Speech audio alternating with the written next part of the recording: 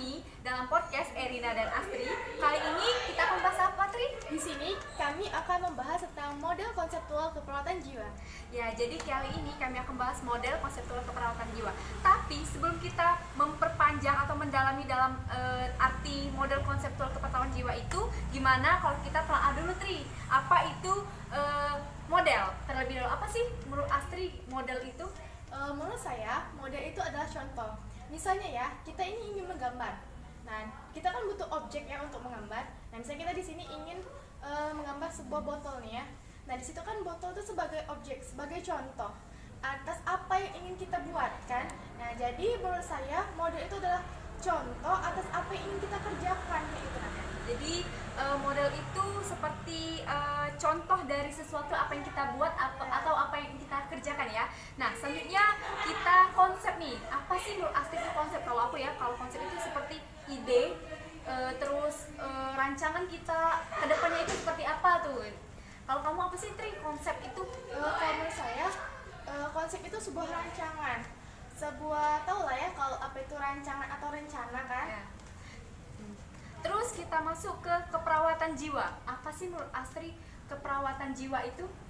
Kalau menurut saya ya, keperawatan jiwa itu adalah ilmu yang mempelajari tentang psikologis, atau lebih tepatnya itu tentang kejiwaan seseorang kayak itu nah. Ya, jadi keperawatan jiwa juga kita belajar ya mengenai bagaimana caranya kita itu mempertahankan perilaku seseorang itu dengan apa sih seperti dia sebelum dia mengalami kegangguan itu. Langsung kita masuk ke, jadi intinya itu model konseptual keperawatan jiwa. Kalau disambung itu jadi apa sih menurut kamu? Jadi ya, model konseptual keperawatan jiwa itu adalah upaya diri kita untuk membantu seseorang dalam mengatasi stres dengan cara mekanisme coping yang positif. Ya, jadi model konseptual perawatan jiwa itu pemicu ya, seperti pemicu. Jadi dia itu stresor, bagaimana kan seperti itu kan. Nah, Tri, jadi kita lebih mendalam nih tentang apa itu model konseptual keperawatan jiwa. Tadi kan sudah pengertiannya nih. Sekarang kita akan membahas macam-macam model konseptual keperawatan jiwa. Jadi dari yang sudah saya baca beberapa sumber-sumber yang tersedia, yaitu ada 9 model konseptual keperawatan jiwa. Salah satunya itu model komunikasi. Menurut Astri nih, apa sih model komunikasi itu? Kalau menurut saya yang pernah baca ya, jadi model komunikasi itu menurut Eric Berne itu beliau menyatakan bahwa setiap perilaku seseorang, baik itu verbal maupun non verbal, itu adalah salah satu bentuk komunikasi. Nah, biasanya kegagalan perilaku dalam berkomunikasi itu sendiri karena komunikasi yang kita sampaikan itu tidak jelas dan mungkin bahasa itu berbeda. Misalnya nih, kita berbicara dengan lawan kita nih, kayak saya berbicara sama Anda kan. Nah, saya ini menyampaikan A, bisa jadi Anda itu beranggapan B kan. Nah, karena itulah komunikasi itu jadi tidak efektif, sehingga bisa jadi menyebabkan salah paham. Jadi persepsi mereka tuh berbeda ya. Tapi memang setiap orang itu pasti mempunyai persepsi yang berbeda-beda ya. Tergantung dia itu bagaimana menangkap pembicaraan lawan kita itu dengan isi pikiran kita. Nah, terus kan tadi kan kita membahas komunikasi itu ada non verbal maupun verbal nih. Kalau verbal itu bagaimana ya, Tri? Bisa dijelaskan? Kalau komunikasi verbal itu lebih ke lisan secara langsung, atau juga bisa jadi tulisan.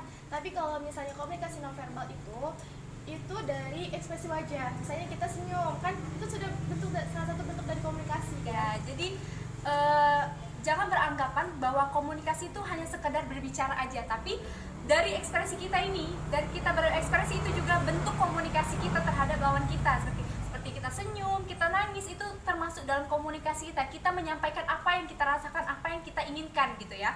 Nah, selanjutnya kita masuk ke dalam kan tadi nih kata Astri ada gangguan dari orang tersebut kan, salah persepsi tadi kan.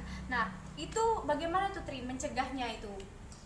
Bisa mencegahnya itu bisa dengan cara kita nih kayak bangun kepercayaan. Misalnya kan biasanya kalau seseorang itu sudah memiliki kepercayaan kepada diri kita, biasanya kan orang itu kan mau tuh kan ngobrol, mau curhat kan, misalnya kayak dia nih lagi punya masalah. Nah, bisa jadi kan kalau misalnya kita tuh ajak ngomong terus, pancing dia terus, apa sih masalahnya, kan bisa jadi kan orang itu peduli loh sama aku, jadi apa salahnya sih aku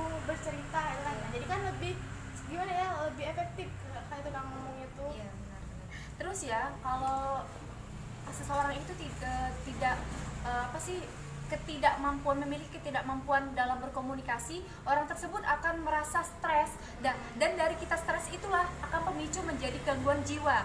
Itu bisa dibilang itu pertama ya, baru awal kita itu merasakan dari stres itu langsung bisa jadi kalau dia terlalu stres dan memikirkan apa yang dia rasakan itu tanpa dia mengungkapkan, itu bisa jadi dia tertekan, dia kepikiran terus kan, dan bisa jadi dia gangguan jiwa, langsung depresi dia langsung ya kan.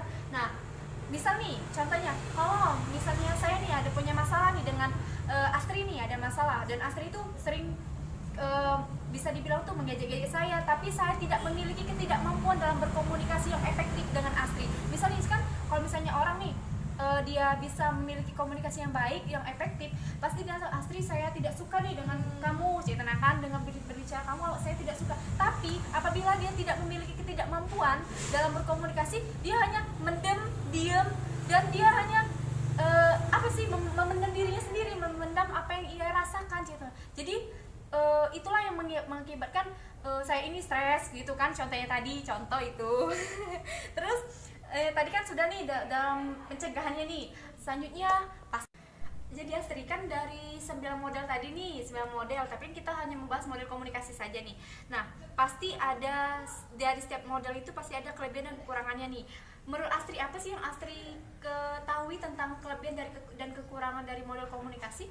Kalau menurut saya ya, kelebihan dari model komunikasi ini itu tuh lebih tersampaikan pesan apa yang ingin kita sampaikan. Karena apa? Karena kan kita kan bertatapan muka langsung, berbicara langsung, maksudnya lebih efisien lah dalam kita berkomunikasi itu kan. Jadi kita tuh tahu secara langsung apa sih yang dirasakan pasien kita itu. Nah, jadi lebih mengetahui ya apa yang dirasakan oleh pasien kita itu. Nah, ini kan sebagai kita perawat juga nih kan, kita harus lebih membangun kepercayaan kita terhadap pasien kita, apapun itu pasiennya, terutama dengan pasien dengan gangguan kejiwaan, karena lebih susah dibanding dengan pasien yang sakit biasa. Karena kalau kita gangguan jiwa itu kita harus benar-benar teliti, benar-benar dekat dengan mereka, karena kan mereka butuh support dari kita, support system dari kita. Nah, terus untuk kelebihan tadi kan sudah dibicarakan oleh Astri, dan juga ya kalau misalnya kelebihan dari komunikasi itu kita kan otomatis lebih dekat dengan mereka, terus juga persepsi mereka itu mungkin bakal berubah dari yang kita bicarakan nih, yang kita bilang. Misal nih, saya menganggap Astri itu seperti ini, tapi dengan Astri bisa berkomunikasi, dia bisa mengungkapkan bahwa dirinya itu tidak seperti itu. Jadi saya itu berpendapat, oh iya benar, Astri itu memang seperti ini, bukan dalam pikiran saya seperti itu kan. Nah, jadi untuk terakhir nih, bahwa kita itu memang membutuhkan itu, memang sangat penting dalam berkomunikasi itu, karena kan kita yang notabene itu kan berinteraksi kan satu sama lain, kita berkehidupan sosial, otomatis kita memerlukan bantuan orang lain, dan mereka nggak tahu nih bahwa kita tuh perlu bantuan mereka kalau kita tidak berbicara, kalau kita tidak berkomunikasi dengan mereka seperti itu. Nah, kalau misalnya kita ada masalah, kalau kita ada sedikit permasalahan dengan seseorang, otomatis kita harus berbicara, jangan kita pendam. Karena kalau dengan kita pendam itu, kita akan kepikiran, tertekan, kita mungkin ya kan. Terus dari kita tertekan itulah jadi stres, kita stres, kita menganggap diri tuh, aduh saya nggak mampu nih, karena saya sering dibilang gini oleh orang.